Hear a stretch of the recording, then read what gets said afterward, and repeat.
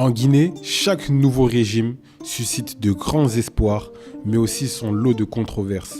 Aujourd'hui, on va se pencher sur deux périodes récentes qui ont marqué et qui marqueront l'histoire de la Guinée.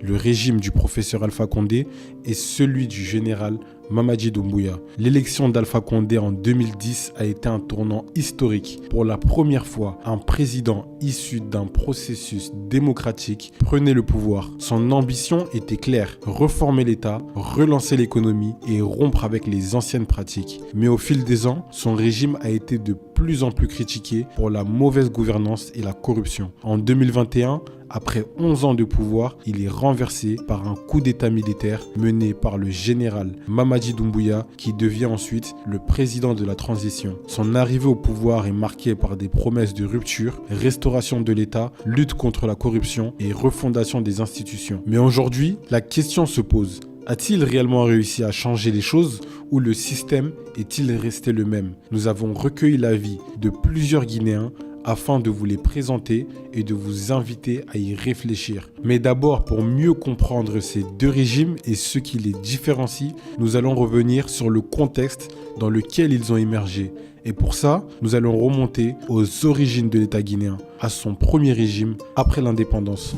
En mettant fin à la domination étrangère en septembre 1958, le peuple de Guinée avait placé son intime espoir en l'Organisation des Nations Unies. La Guinée a obtenu son indépendance en 1958 sous la direction du président Ahmed Sékou Touré et de ses compagnons de lutte. Le président Sékou Touré est le président le plus polarisant de l'histoire de la Guinée. Vous l'avez d'ailleurs vu récemment avec la décision du général Mamadi Doumbouya de renommer l'aéroport de Gbessia en hommage à Ahmed Sékou Touré, ce qui a provoqué de vives réactions. Vénéré pour son rôle dans l'indépendance du pays et son engagement en faveur du panafricanisme, il est aussi accusé par certains d'avoir instauré un régime autoritaire.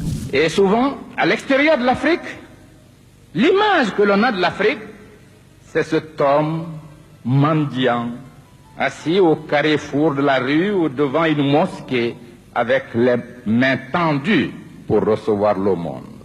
En 1958, contrairement à d'autres pays de la région qui ont demandé leur indépendance un peu plus tard, la Guinée a fait le choix radical de rompre immédiatement avec la France, son ancien colonisateur. Cette position a provoqué une rancune profonde de la part de la France qui a cherché à déstabiliser le pays par tous les moyens. Conscient de la nécessité d'avoir des alliés puissants pour garantir la pérennité de son nouveau régime, Sékou Touré a décidé de